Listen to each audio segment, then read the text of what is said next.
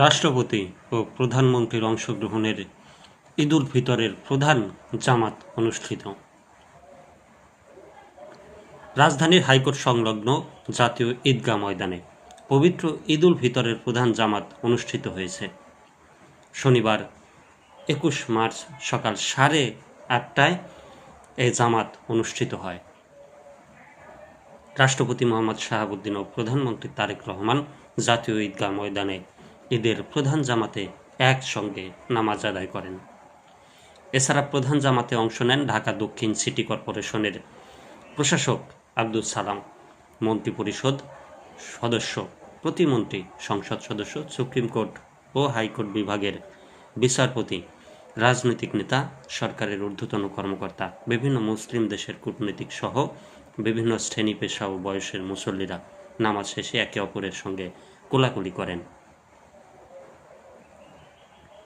ঈদের প্রধান জামাতে ইমামতি করেন বায়াতুল মোকাররম জাতীয় মসজিদের খতিব মুফতি মুহাম্মদ আব্দুল মালেক। 2 রাকাত ওয়াজিব নামাজ শেষে শুরু হয় খুতবা। ঢাকা দক্ষিণ সিটি কর্পোরেশনের ব্যবস্থাপনায় ঈদ জামাতের জন্য সম্পূর্ণ প্রস্তুত করা হয়েছে জাতীয় ঈদগাহ মাঠ। ঈদের প্রধান জামাতে নারীদের জন্য আলাদা ব্যবস্থার পাশাপাশি জাতীয় ঈদগাহ ময়দানে এবারও অতি গুরুত্বপূর্ণ বা ভিআইপি ব্যক্তিদের জন্য বিশেষ ব্যবস্থা রাখা হয়।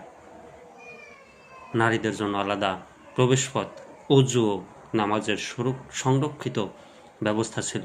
এছাড়া পর্যাপ্ত অজুখানা সহ মুসল্লিদের জন্য মেডিকেল টিমের সুবিধা নিশ্চিত করা হয়। সব মিলিয়ে ঢাকা 3,500 নারী সহ ঈদগাহ ময়দানে মোট 35,000 মুসল্লির নামাজের ব্যবস্থা করা হয়।